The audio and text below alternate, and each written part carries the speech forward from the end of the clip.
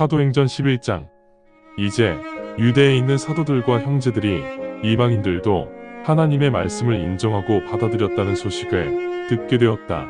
베드로가 예루살렘으로 돌아온 후 할례받은 사람들이 베드로와 언증을 하며 말하기를, 당신은 할례받지 않은 자들에게 갔으며 그들과 식사도 같이 하였습니다. 그러자 베드로가 그 상황을 처음부터 순서대로 그들에게 설명하며 말하기를, 내가 욥바에서 기도하고 있던 중 무아지경에서 환상을 보았습니다. 내 모퉁이를 따라 하늘로부터 큰 천같이 생긴 물체가 내려와 내 앞에 멈추었습니다. 내가 그것을 유심히 보면서 무슨 물건인지 궁금해하고 있는데 네 발 달린 땅의 짐승과 야생동물과 기어다니는 곤충들과 공중의 새들을 보았습니다.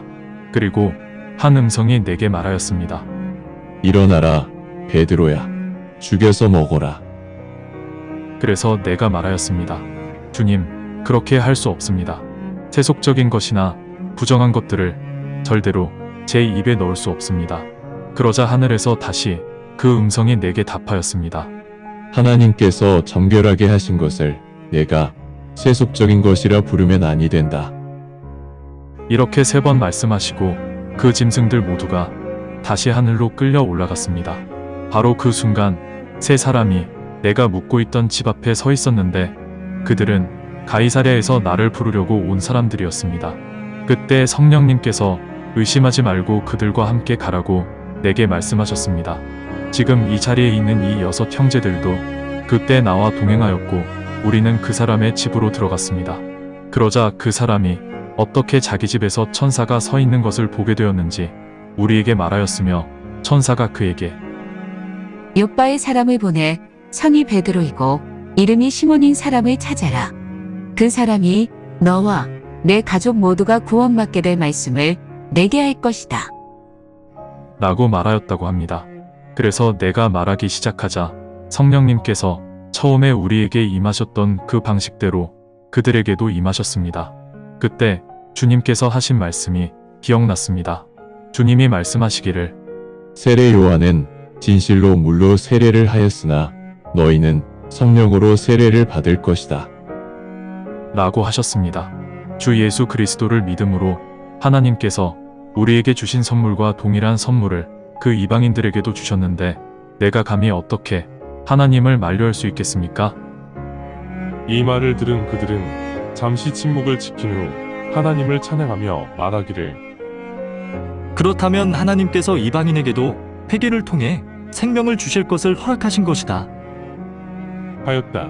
이제 스데반에게 일어난 박해로 인해 흩어졌던 사람들이 베니게, 키프로스, 안디옥까지 멀리 여행을 하면서 그곳에 사는 유대인들에게 말씀을 선포하였다.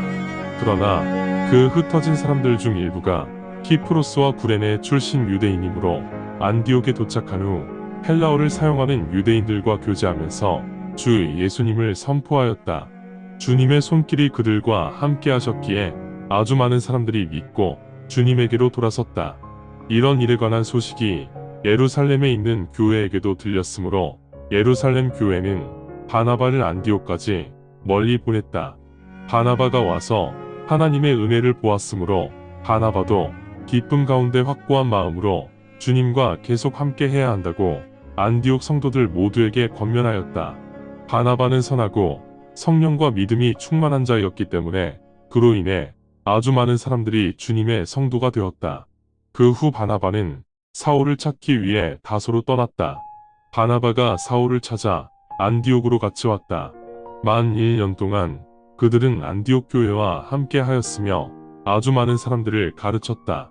그때 안디옥에서 제자들을 처음으로 그리스도인이라 불렀다.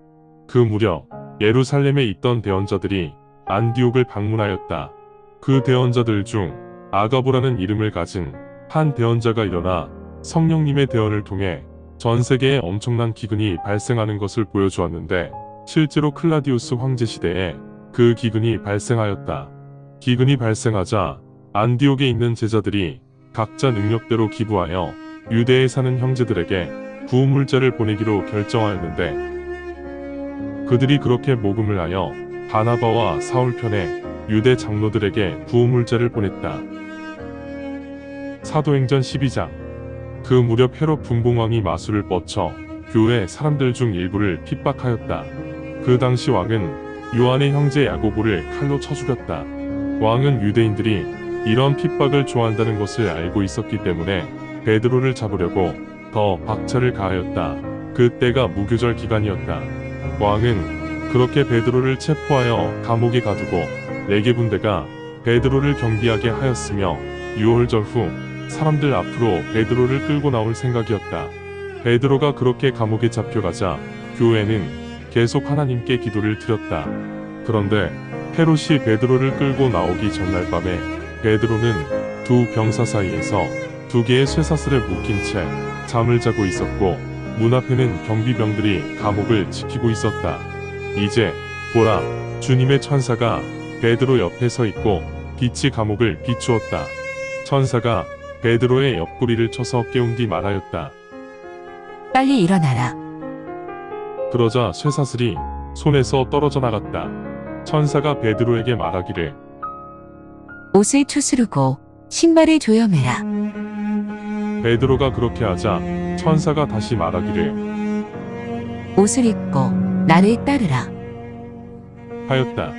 베드로가 그렇게 나와 천사를 따라갔는데 천사가 하고 있는 그런 일들이 꿈인지 현실인지 분간하지 못하고 베드로는 그저 환상을 보고 있다고 생각하였다. 그들이 첫 번째와 두 번째 검문소를 지나 시내로 통하는 철문 앞에 도착하였는데 철문도 그들이 오자 저절로 열렸다. 그들이 철문을 나와 거리를 따라 내려가는데 그 순간 천사가 베드로에게서 사라졌다.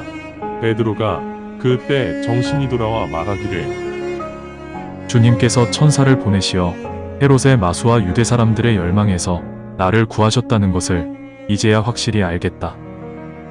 그래서 베드로는 이것을 골몰이 생각하며 성이 마가인 요한의 어머니 마리아의 집에 도착했다.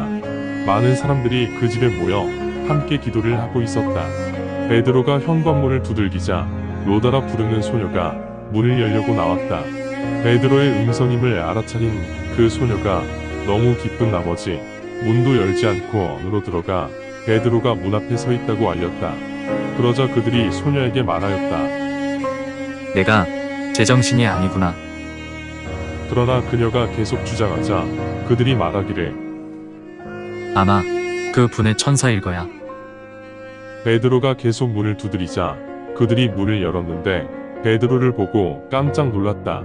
그러자 베드로는 그들에게 조용하라고 손짓을 하며 주님께서 어떻게 그를 감옥에서 데리고 나오셨는지 그들에게 분명히 밝힌 후 말하기를 가서 이 사실을 야고보와 형제들에게 전하시오. 하였다. 그 후 베드로는 다른 곳으로 떠나갔다. 이제 날이 밝자 베드로의 행방 때문에 경비병들 사이에서 작지 않은 소동이 일어났다. 헤롯이 베드로를 찾았으나 보이지 않자 헤롯은 경비병들을 조사하고 그들을 사형에 처하라고 명령하였다. 그때 베드로는 유대에서 가이사랴로 내려와 그곳에서 머무르고 있었다. 그 당시 헤롯은 두로와 시돈 사람들에게 매우 화가 나 있었다. 그래서 두로와 시돈 사람들이 하나로 뭉쳐 헤롯의 시종 블라스도를 섭외하여 헤롯과 평화를 유지하려고 하였다. 왜냐하면 그들 나라는 헤롯의 영토에서 식량을 공급받고 있었기 때문이다. 약속된 날에 왕복을 차려입은 헤롯이 자신의 왕좌에 앉아 그들에게 연설을 하였다. 그러자 사람들은 계속 외쳤다. 신의 음성이다. 인간의 소리가 아니다. 그러나 헤롯은 하나님께 영광을 돌리지 않았기 때문에 그 순간 주님의 천사가 나타나 헤롯을 쳤고 헤롯은 그렇게 벌레에 먹혀 죽었다. 그러자 하나님의 말씀이 점점 강해져 믿는 사람이 급증하게 되었다. 바나바와 사울이 자신들의 사역을 마친 후 예루살렘으로 돌아오면서 성이 마가인 요한도 함께 데리고 왔다. 감사합니다. 주님의 말씀입니다. 성경을 처음 접하는 분들에게 기존의 한글 성경은 항상 이해하기 어려운 책입니다. 그래서 영어판 NKJV 성경과 여러 주석과 참조문헌을 활용하여 내용을 전달하기 위해 쉽게 풀어 표기하였습니다. 성경을 듣고 읽을 때 주님의 영이 임재하기 원합니다. 택함을 받았으나 그 사실을 모른 채 아직 어둠에서 방황하고 있는 어린 양들이 이 동영상을 보고 들어 주님의 새 언약을 확신하고 소망함으로 하나님의 백성이 되어 주님의 나라에서 영원 무궁토록 권세를 누리며 살기를 간절히 원합니다. 아멘.